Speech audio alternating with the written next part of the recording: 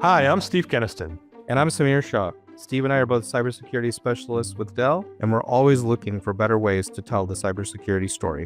Which changes every day, and AI is only accelerating things. It's hard to keep up. Which is exactly why we started doing the cybersecurity tapes. It's a totally different approach. These aren't just talking heads or white papers dealing with a single capability, but fictionalized stories designed to humanize these threats and put them into real-life context for you to learn from. In these stories, we investigate what happened, what went wrong, and the best way to address the challenges. Samir and I will be back to discuss how this story stacks up against the reality of the modern cybersecurity landscape. Without further ado, roll the tape. The incidents portrayed in this episode of the Cybersecurity Tapes are fictitious. No identification with any persons, places, companies, or products is intended or should be inferred.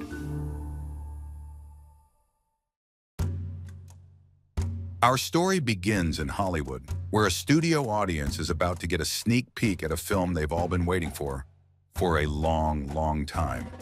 So, quiet down. It's about to start.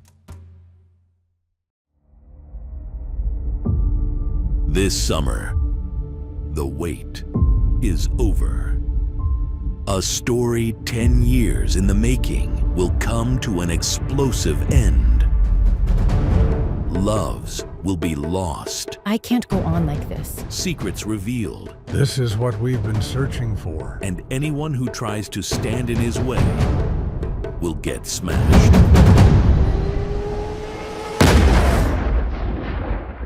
Oh, I am getting too old for this. Say goodbye, detective. Jack Smash in The Last Hurrah.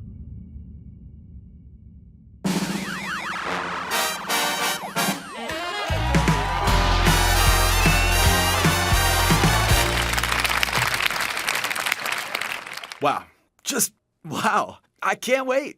Jack Smash The Last Hurrah is the latest installment in the wildly popular Jack Smash film franchise. And according to the creative team behind the, pardon the pun, smash hit, it will also be the last. I know, right? Heartbreaking emoji. After 8 films and $2 billion at the box office, we may finally get to learn the true identity of the mysterious man in the basement. I've got some theories, but my guest today just informed me they'd be surprised if any of them were right. The twist in this one, they insist, you'll never see coming. Here with us now to explain why they're so eager to break our hearts by ending the franchise are the director of the film, Odette Collins, the mastermind and executive producer, Malcolm Morris, and Detective Jack Smash himself, the always brilliant Ronnie Nuts. Thank you all for being here. Especially you, Odette. You rarely step out into the spotlight for public appearances, so we're very honored to have you join us here on The Popcorn Life. Okay, I want to start with a question for all of you. The obvious question. Why? After so much success, why end the franchise? I'll take that one. Hi, Sebastian. Thank you for having us. So, we're not choosing to end it. This was always going to be a 10-part story. We had it all mapped out from the very beginning. That's why we've had to be so extreme about keeping the secret to ourselves. Some might say too extreme. It's been tough, keeping all these secrets. So you've all known how it was going to end this whole time? I didn't. I'll just show up when they tell me to show up. The crazy twist, though? Yeah, man. Bonkers. Bonkers? Yes, please. Odette, this film looks to be a big departure from the art house Oscar darlings you're known for, which are all fabulous, by the way. What made you take this leap? I don't know why I take on any project. They take me on, I guess. I don't know. Fascinating. It was me. I made her do it. Sure, this may be a big summer action flick on the surface, but deep down, it's always been something of a classic tragedy. We knew that in order to pay off the emotional story arc, we needed a director with I am so sorry. Let me turn that off. No problem, but please do. Odette, were you a Jack Smash fan before jumping into the director's chair? I was aware of it. Saw the first 2 or 3. You must be popular. No, I'm just the boss. Again, I'm so sorry. Let me just... Okay. This feels like an emergency. I need to take this. Is it possible to take 5? Not really, no. Okay, well, you're in good hands with Ronnie and Odette. Thanks again. So, Ronnie, Flashbulb Magazine... Hey, Paul, what's up? I'm in the middle of something. It's probably just offline. Did you try calling the post-production office? Maybe they just... Well, don't panic. I'm sure there's a... Oh, okay.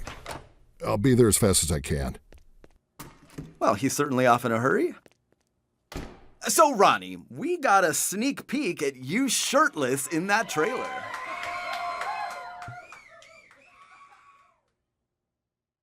Malcolm was indeed off in a hurry to meet with his editor, Paul. He wasn't yet sure what it was about, but when your editor utters the word ransom, you go running. I don't understand.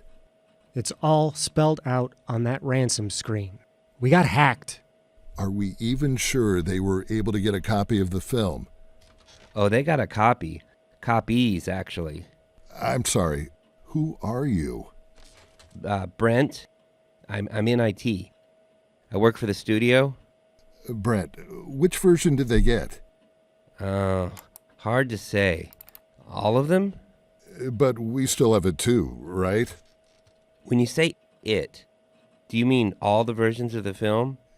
Did they encrypt the data? We still have our own film too. The renders, the sound files, everything? Of course, yes, we still have access to our company data. Why would you say of course? It's a fair question. Read the letter again. Okay. $5 million or Jack Smash gets an early, wide release. Pay by Tuesday or else. Ugh, Brent, you're in IT? How? That's it? Just how? That's it. It was Odette. What? It was her. Oh, not Odette, necessarily. But the hackers did get in through her home studio, I think. You think? I need to investigate a bit more, but yeah, I think so. It's the only way I can get any time with her. She demands to work from home. What are you talking about? She demands it. What's the only way you can get any time with her? It came in through an app, an unapproved app, for people who work with large media files. I'd never heard of it. Unapproved? Who was supposed to approve it? I'm actually not sure. My team installs software on Apple Box hardware that's already been approved. This, though, our team didn't install it, so I don't know. It doesn't require multi-factor authentication, so I know it wasn't us. It also appears Miss Collins wasn't using a VPN. Another no-no. Then I'm guessing anything that was shared between this studio and her home was up for grabs, which I assume is everything. It's just out there now. What's the app? Post-bear. Post-bear? As in post-production and a bear. Look, Odette can be intense. We needed a way to work. The best way, in her opinion, was post-bear. Does she know about this yet? You were the first person I called. Then how did Brent get here before me? He's who I called second. Who did you call third? Does Bob know? Yes, there's a high likelihood that Mr. Evans knows. We got a notification about some unusual activity in the system even before Paul put in a call to report the ransom screen. We had to go into full-on emergency mode to lock down all of Apple Box Studios' networks. It was pretty exciting. It's like in the movies. You know what's interesting here, Samir, right? The director of this film, she has her own way of working.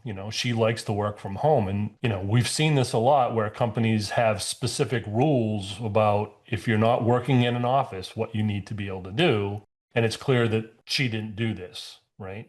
And not only did she not follow all the rules from working from a remote location, she even wanted the movie company to work with this third-party tool, this post-bear tool, which obviously this is a fictitious story, but it's kind of obscure, handles large files, whatever, but it doesn't use MFA, it's not behind a firewall, they're not using a VPN, right? All of these problems bring up problems for big corporations, correct?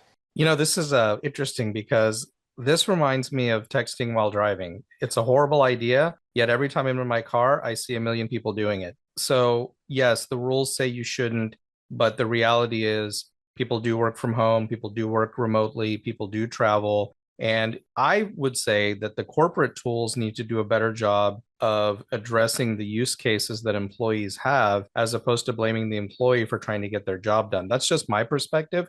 So I would say, why doesn't the company have a secure tool that can be used for transacting large files to make things like this post-bear irrelevant? Yeah, I think we hear a lot about how, security shouldn't be the thing that holds up innovation or progress in an organization.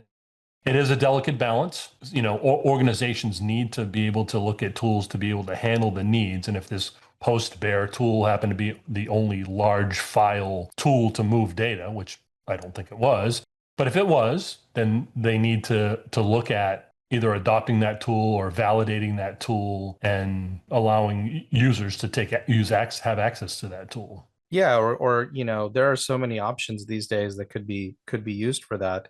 This reminds me of something that Justin Vogt, one of our security experts at Dell, said once a while ago. He said, if your security protocols get so restrictive that you can't do business, congratulations, you've effectively DDoSed yourself. I like that. I think what's really interesting about this scenario is that the hacker doesn't care if the makers of the film still have the copy or not, because all the hacker needs is the ability to leak the film, and they've accomplished their task of inflicting the damage that they're threatening to do. At that point, who cares if you still have it or you don't? Cat's out of the bag. The challenge is it doesn't matter, right? Even if I can get it back and I can play it and I can make modifications and get a different ending out or whatever, the hackers still have accomplished what they want to accomplish. That's a good point. In this case, it's an impossible situation because right. Once they have access to it, game over. Versus a regular ransomware scenario where you could be like, all right, fine, you encrypted part of my data, but I can go to a backup copy and I can operate off that. So yeah, we'll figure out how to decrypt that other stuff later.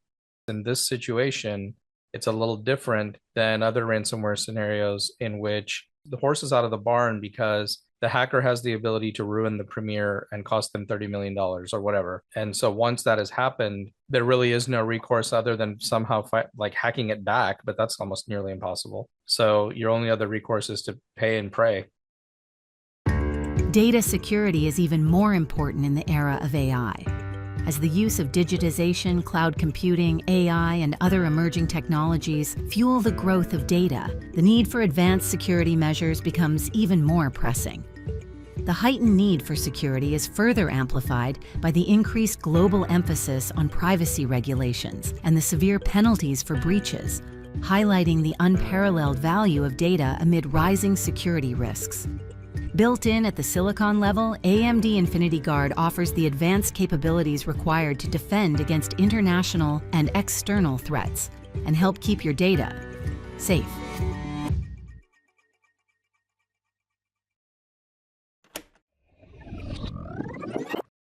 They say when a movie is good, it's because of the director. And when it's bad, it's the producer's fault. This was a bad situation. Spoiler alert. The producer in this story is innocent. Just try telling that to the director. I appreciate you coming all the way out here to break this news, Malcolm. I really do. It must be hard to look me in the eye right now and tell me that every promise you ever made was a lie. And that the deal with the devil I made by putting my name and my reputation on a Jack Smash movie gets me nothing. You can go now. It's not just a Jack Smash movie. It's the Jack Smash movie. The best. By far. What's even close? Jack Smash 5, Cold Case. That's the lowest grossing one. But the highest score on Rotten Tomatoes. You did this. You convinced me to work for next to nothing in exchange for what? 2 points? That's solid financial advice. What's a point worth? You'll make 100 times your standard rate when it's all said and done. Not if my film is leaked, I won't. How did this even happen? Who did it?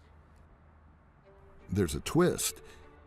The hack came from inside the house. You don't think... No. They think it came in through PostBear. What? The file server thing Paul uses? You're the one who insists on working from home. If it were up to me, Paul would come over here with a big computer under his arm and sleep in the guest bedroom. You're paying the ransom, right? Me? Oh, no. I've given 10 years of my life to the Jack Smash empire. I'm not going out by buying my own movie back. Applebox Studios has more at stake than you and me combined. They'll pay. Of course they will.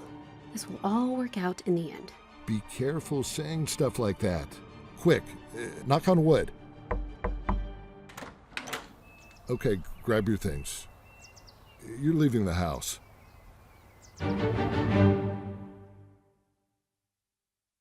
To pay a ransom or to not pay a ransom, it's an impossible decision to get right.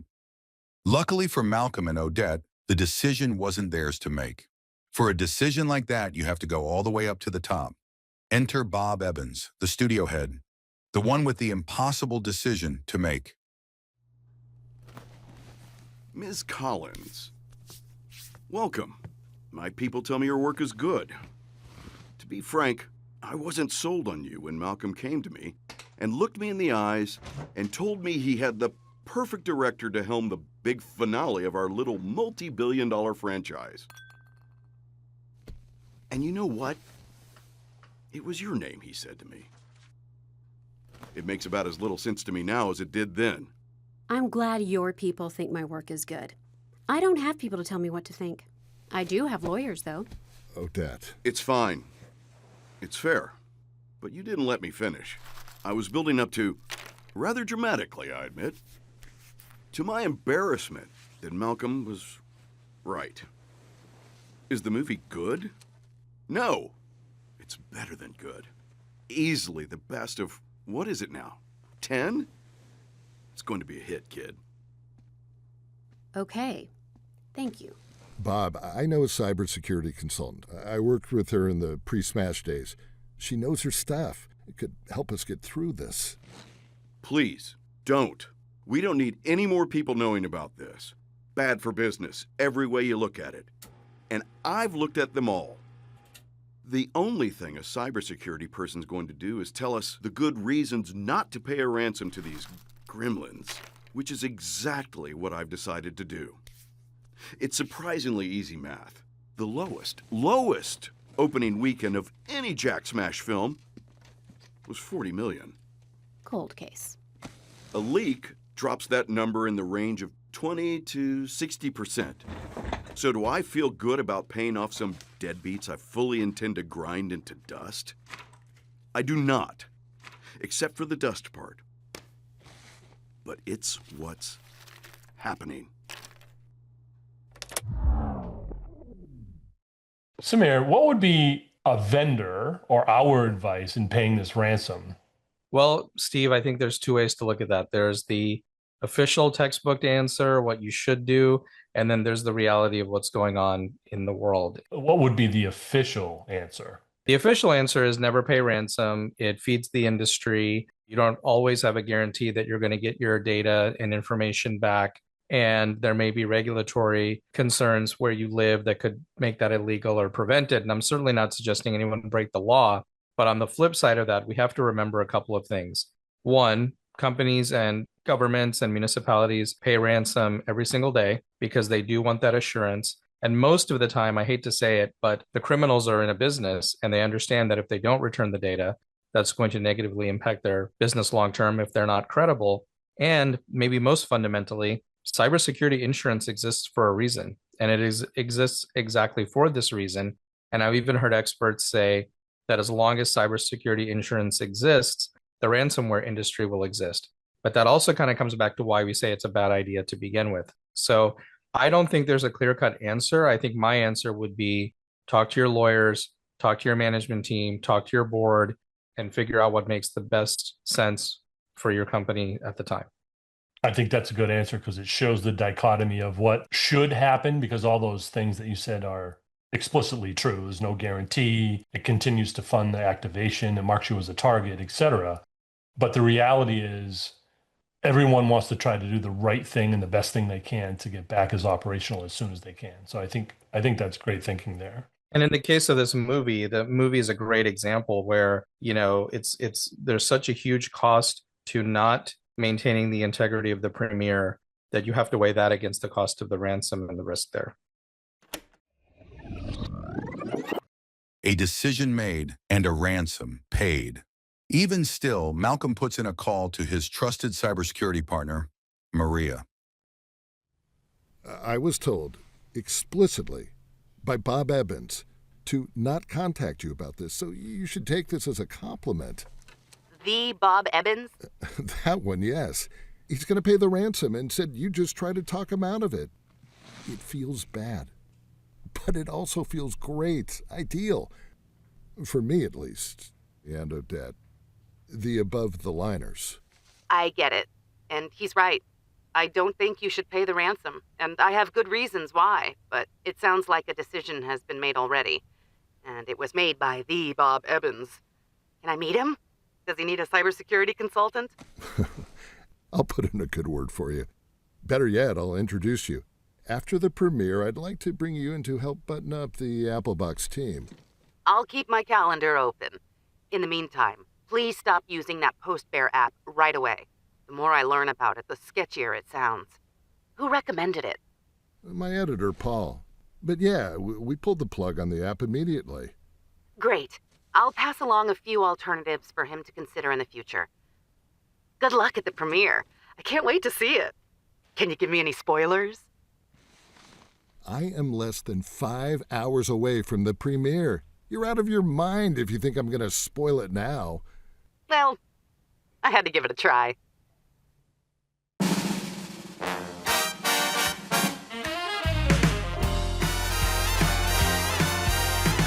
wait is finally over. Today, the world finally gets to see how the Jack Smash saga will come to an end. And who do I spy coming down the red carpet? None other than the film star, Ronnie Knotts. With him is the director of the film, Odette Collins, and the man who kicked off the international sensation 10 years ago, Malcolm Morris. Let's get in closer. Ronnie, what's it feel like to hang up the badge? Yeah, it's an emotional day, for sure. I can't wait for you to see the film. Odette here. Oh, yeah, man. Nailed it. Ronnie, over here. Who'd you come with today? Did you bring a date? I came with these two. They're my dates. All right, guys, so look, does anyone have a question for Odette? This is a rare opportunity with a true genius. Ronnie, how was it working with Odette Collins? Yeah, definitely the most intense shoot I've ever been on. I smell Oscar bait. But totally worth it. I hope to get to work with her again someday. Ladies and gentlemen, please take your seats. We should get in the theater The now. show is about to begin. A car, a very fancy car, just pulled up to the carpet. Tinted windows so we can't see who's inside. Who could it be? The anticipation is... Who is that? I don't know who that is, but based on that ride, I'm guessing a VIP. Oh, that's Paul, the editor of the film. Hey, Paul, come on over. We're about to walk in. Editors must make good money. You know how to make an entrance. Yeah, I know. New car? A splurge, I guess. Looking sharp, too. Who'd you bribe to get that tux? You like it? That's Armand Valencio, right? They're like art pieces. Another splurge, I guess. Maybe I'm going through a midlife crisis. Right. Well, congrats. Yeah. Thanks. Hey, you know what? After the screening, take me for a spin in that new car of yours. I have something I want to talk to you about. Yeah. Yeah, sure. What is it that you wanted to talk about? It's about bears. I want to ask you about bears.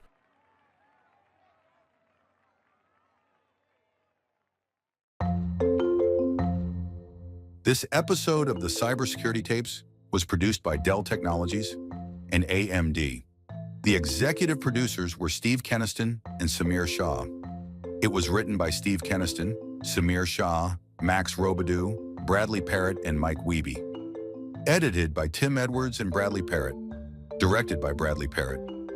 Featuring performances from Anthony Powell, Mandy Rubio, Richard Serrato, Ian Russell, Alan Cohen, Danu Mara, Mike Wiebe, and Bradley Parrott. Sound design by Andy Slater. If you enjoyed this episode of the Cybersecurity Tapes, please like, subscribe, and leave us a review. Or visit thecybersecuritytapes.com to learn more.